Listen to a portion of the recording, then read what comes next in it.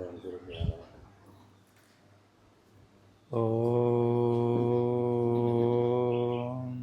సహనా భవతు సహనౌ భునక్తు సహ వీర్యం కరవావహై తేజస్వినావధీతమస్తు మా విద్విషావహై. ఓం శాంతి శాంతి శాంతి. ఓం శ్రీ గురుభ్యో నమః. హరి ఓం. అందరికీ వినిపిస్తుందా?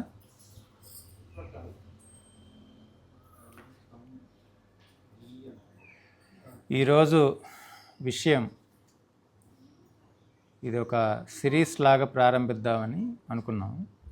ఏంటంటే భాగవత ఆణిముత్యాలు. అంటే ఒక్కొక్క పౌర్ణమికి మనం ఒక్కొక్క ఆణిముత్యాన్ని గురించి మనం చెప్పుకుంటాం.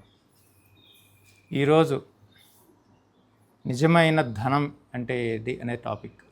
భాగవతం ఏం చెప్తుంది, నిజమైన ధనం అంటే ఏమిటి అసలు అనేది చెప్తాను. దాని గురించి మనం ప్రతిసారిలాగానే ఒక చిన్న దృష్టాంతాలు అంటే కథల రూపంలో చెప్పుకుందాం. ఒక ఊరిలో ధర్మదాసుడు అనే ఒక వ్యక్తి ఉన్నాడు. ఆయన చాలా ధర్మవంతుడు. అన్ని సత్యము, అహింస, పరోపకారం, ఇలాగ దానాలన్నీ చేస్తూ అన్ని మంచి పనులు చేస్తూ ఉండేవాడు. యజ్ఞయాగాదులు చేపిస్తూ ఉండేవాడు. వైద్యం లేని వారికి వైద్యం చేయించేవాడు. పేదవారికి విద్యాదానం చేయించేవాడు. ఇలా అనేక చక్కగా వ్యాపారం చేసుకుంటాడు. తన కర్తవ్యాలన్నీ చక్కగా నిర్వర్తించుకుంటాడు. అలాగనే ధర్మకార్యాలలో నిమగ్నమవుతాడు. కానీ ఆయనకి ఒకసారి ఒక సంశయం వచ్చింది. నేను ధర్మంగా జీవిస్తున్నాను, జీవితం అంటే ఇంతేనా, ఇంకేమన్నా ఉందా, జీవితానికి ఇంకేమన్నా అర్థం ఉందా అని ఆయనకు ఒక సంశయం వచ్చింది. అలా సంశయమిస్తూ ఉన్నప్పుడు ఆ గ్రామానికి ఒక మహాత్ముడు వచ్చాడు. ఆ మహాత్ముని దగ్గరికి వెళ్ళి ఆయన చెప్పాడు, తన ప్రశ్నను అడిగాడు. నేను చాలా ధార్మికంగా జీవిస్తున్నాను, జీవితం అంటే ఇంకా ఏమన్నా ఉందా, జీవితానికి ఇంకేమన్నా అర్థం ఉందా, అన్ని మంచి పనులు చేస్తున్నాను, నా ధర్మాలన్నీ, కుటుంబ ధర్మము అన్ని ధర్మాలు నేను చక్కగా, నా తల్లిదండ్రులను చక్కగా చూసుకుంటున్నాను, పేదవారికి సహాయం చేస్తున్నాను, అన్నీ చేస్తున్నాను, ఇంతేనా, ఇంకేమన్నా ఉందా అని అడుగుతారు.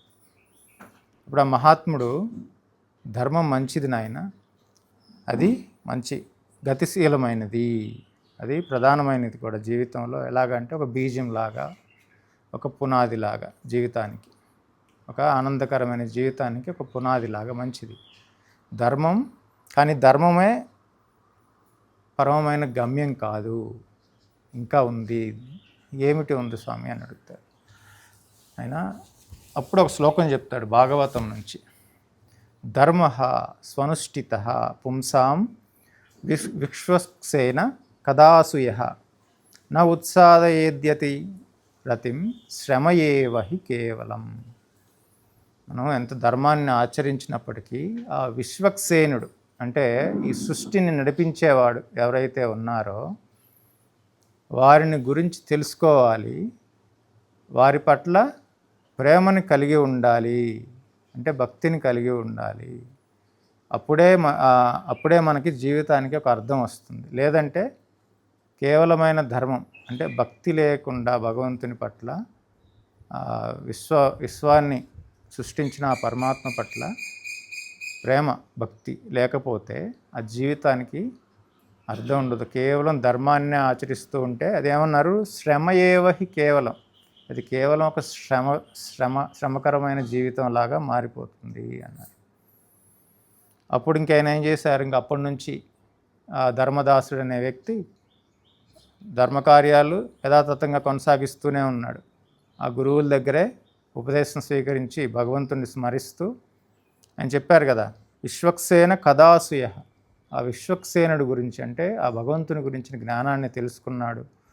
ఆయన యొక్క లీలలు, అన్నీ ఏం సృష్టిని గురించి భగవంతుని గురించి పరిపూర్ణంగా తెలుసుకుని ఆయన ధర్మానికి ఆయన భక్తిని జోడించాడు. అప్పుడు ఏమైంది? ధర్మం వల్ల ధర్మం ఉంది, భక్తి ఉంది. అప్పుడు ఏమైంది? ఆయన చేసిన ధర్మం ఆయన మనస్సుని శుద్ధి చేసింది. తర్వాత ఆయన చేసుకున్న భక్తి భగవంతుని మన హృదయాన్ని భగవంతుని వైపు మళ్ళించింది ఆ భక్తి. తర్వాత అదే జ్ఞానం ఉదయించింది. అలాగనే ఒకరోజు ఇలాగనే ఆయన ఇలా భక్తి చేసుకుంటూ భగవంతుని గురించి శ్రవణం చేసుకుంటూ ఉంటే అలాగ ఒకరోజు భాగవతం వింటూ ఉండగానే జ్ఞానం ఉదయించింది. ఓహో, నేను పరిమితమైన శరీరాన్ని కాదు, నేను ఆత్మస్వరూపుణ్ణి అనే జ్ఞానం ఉదయించింది. జ్ఞానం వల్ల ఆయనకి సత్యం తెలిసిపోయింది. తర్వాత ఆయనకి ఇంకా వైరాగ్యం జనించింది. అంటే ప్రపంచంలో ఉన్నాడు, కానీ ప్రపంచం పైన బంధం లేదు, ప్రపంచమైన ద్వేషము లేదు, బంధము లేదు. వైరాగ్యం జనించింది. వైరాగ్యం బంధాన్ని నుంచి విడిపించింది. మోక్షం ఆయనకి ఆ పరమమైన శాంతిని ప్రసాదించింది. ఇలాగ ధర్మదాసుడు ఇలాగ జీవించి తన జీవితానికి ధర్మానికి భక్తిని జోడించుకొని ఆ భక్తి ద్వారా జ్ఞానము ద్వారా వైరాగ్యం వల్ల మోక్షము, ఇలాగ ఒకటొకటి జోడించుకుంటూ పోయారు. అంటే భక్తి అనే మొదట ధర్మం అనే బీజం ఉంది. ఆ బీజానికి భక్తి అనే ఫలం పుష్పం వికసించింది. బీజానికి వృక్షం వస్తుంది కదా, ఫలం వచ్చి పుష్పం వచ్చింది. ఆ పుష్పమే ఫలంగా మారింది. అంటే భక్తియే జ్ఞానం వైరాగ్యాలుగా మారింది. ఆ ఫలంలోని రసమే మోక్షం. రసం లేకపోతే పండు ఎవరైనా తింటారా? ఆ రసం కోసమే కదా పండు తినేది అందరూ. రసం లేకపోతే పండు ఎవరు తినరు. ఆ రసం కోసమే ఈ ప్రయత్నం అంతా. ఎంత కష్టపడి చెట్లు పెంచి పోషించి నీరు పోసి అన్నీ చేసిన తర్వాత, ఎందుకంటే అది ఆ పండు యొక్క రుచి ఉంటుంది, ఆ తీపిదనం కోసం. అలాగనే మనం ఎంత శ్రమ చేసినా ధర్మంగా జీవించి ఎంత శ్రమ చేసినా ఆ పరమమైన శాంతి కోసమే కదా. సరే, ఇంకొక వ్యక్తి గురించి చూద్దాం. ఆ పక్క ఊరిలోనే పుణ్యశీలుడు అనే ఇంకొక వ్యక్తి ఉన్నాడు. ఆయన కూడా మహాధర్మాత్ముడు, ధర్మంగా జీవిస్తాడు. అతను కూడా సత్యం, అహింస అన్నీ పాటించుకుంటూ ఉంటాడు. అతను ఇలాగనే పక్కన ధర్మదాసుడు ఏం చేశాడో పుణ్యశీలుడు కూడా అదే పని చేస్తూ ఉంటాడు.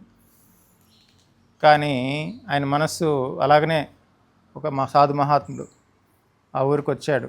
ఆయన చెప్పాడు, ఇతను నేను ఇలా చేస్తాను, నేను ధర్మంగా జీవిస్తాను, నాకు చాలా ఇదిగా ఉంది అన్నట్టు చెప్తాడు. బాగుంది అని చెప్తాడు. మంచిది నాయన. ఏదైతే ధర్మదాసుడికి ఏమైతే చెప్పాడో పుణ్యశీలుడికి కూడా అదే మాట చెప్తారు. అదే శ్లోకం చెప్పి, నాయన ధర్మం ఒక బీజం లాగా మంచిది, చాలా అది గుణశీలమైనది, ప్రధానమైనది జీవితానికి. కాకపోతే నీకు భగవంతుని గురించి తెలుసుకో, భగవద్భక్తిని పెంచుకో, ఇంకా నీకు పరమైన మోక్షానికి నీకు దారి చూపిస్తుంది అని చెప్పారు. ఈయన విన్నాడు. కానీ ఇతని మనసులో ఏమనుకున్నాడు? నేను మంచి పనులు చేస్తున్నాను, అందరికీ సేవ చేస్తున్నాను, అందరికీ మంచి పనులు చేస్తున్నాను, ఇంకా భగవంతుడితో ఎందుకు ప్రార్థించాలి, నేను మంచి చేస్తే చాలు కదా అనుకొని అలాగే ఉండిపోయాడు. అలానే ధర్మకార్యాలు చేస్తూ ఉండగా అతనికి ఏమైంది? నెమ్మదిగా బాగా పేరు ప్రతిష్టలు వచ్చేసినాయి. ఆయనకి పేరు ప్రతిష్ట ఆనందం అనమాట. ఎవరన్నా పొగిడితే ఆనందపడేవాడు, ఎవరన్నా విమర్శిస్తే దుఃఖపడేవాడు.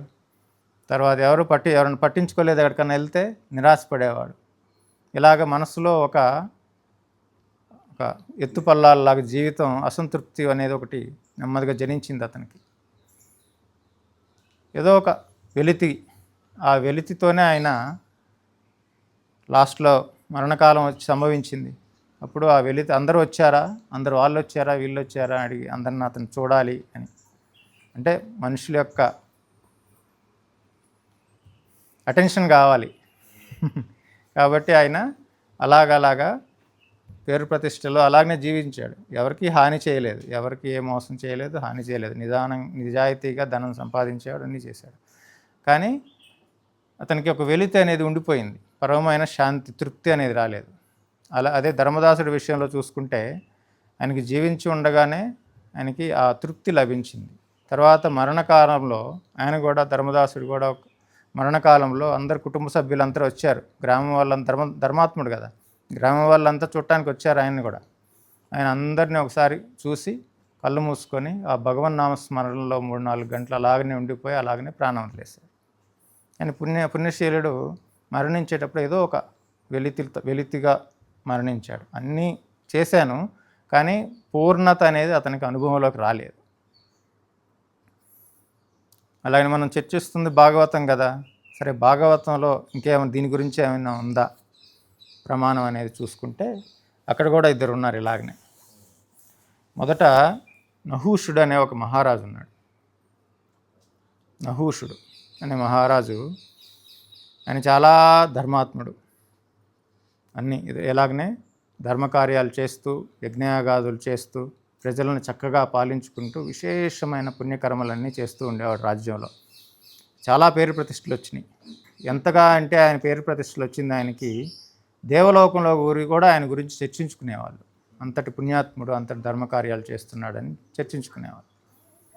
అదే సమయంలో ఏమైంది, దేవలోకంలో ఇంద్రుడు ఎందుకో తప్పుకోవాల్సి వచ్చింది. ఇంద్ర పదవి ఖాళీ అయింది. అప్పుడు ఎవరిని తర్వాత ఇంద్రుడిగా చెయ్యాలి అనేది అందరు చర్చించుకుంటే అందరూ ఏమన్నారంటే నహూషుడిని ఇంద్ర పదవి.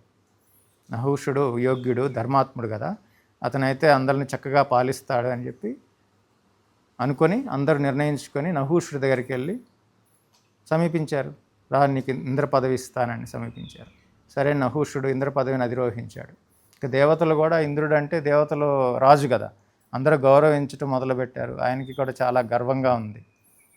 ఇంకా నేను దేవతలకే అధిపతి అయిపోయాను కదా అని ఒక గర్వం వచ్చేసింది ఆయనకి. అందరూ పొగుడుతూ ఉంటారు కదా, ఇంకా అందరూ పొగిడించుకోవాలి. వేరే వేరే లోకాల వాళ్ళు, యక్షులు, కిన్నరులు అందరూ నన్ను పొగడాలనే ఒక భావన వచ్చేసింది నహూషుడికి.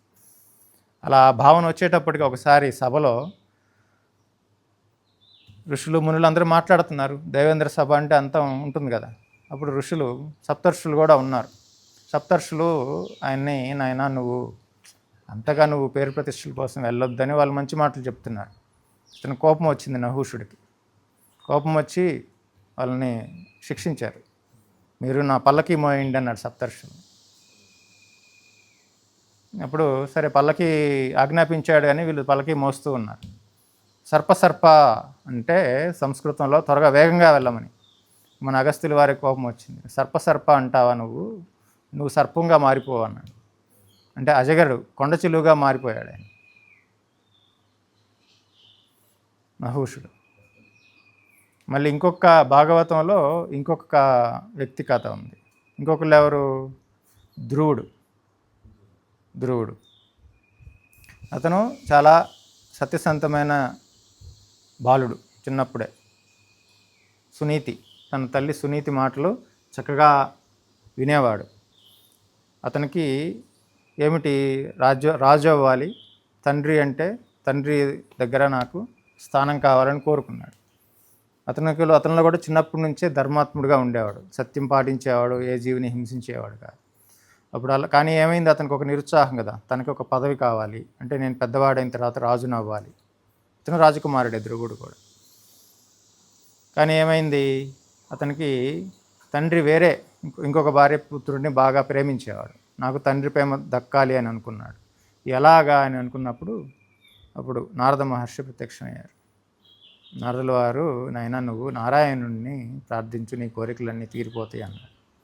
సరే, ఇతను నారాయణుడు ప్రార్థిస్తే నా కోరికలన్నీ తీరుతాయా, నా తండ్రి నన్ను ప్రేమిస్తాడా, నాకు ఈ రాజ్యానికి నేను రాజును అవుతానా అన్నాడు. అవుతావు పో అన్నాడు. మీకు తెలుసు కదా, ధ్రువుడు అడవికి వెళ్ళి తపస్సు చేశాడు.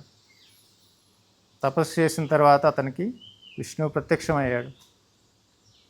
విష్ణువు ప్రత్యక్షమైన వెంటనే అతని మనసు మారిపోయింది.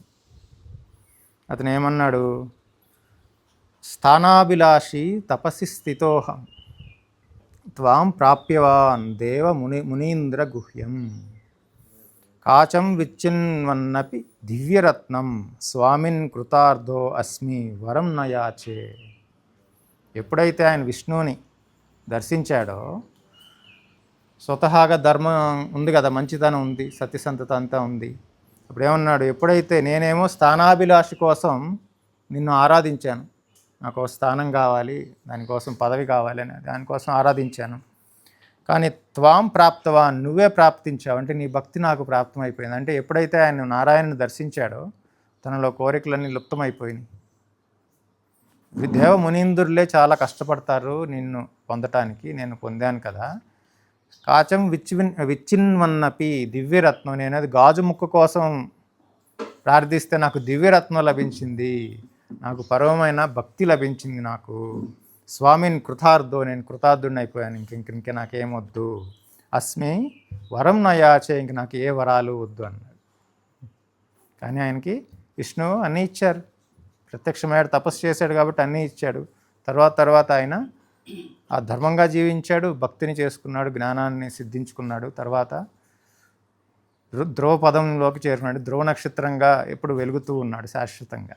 అంతటి మహత్తరమైన గతి వచ్చింది. అంటే అతనికి ఏంటి, నహూషుడి దగ్గర ధర్మం ఉంది, ధర్మం వల్ల విశేషమైన పుణ్యం వచ్చింది, గౌరవం వచ్చింది, అధికారం వచ్చింది. కానీ అహంకారం వల్ల అతను నాశంలోకి వెళ్ళిపోయాడు.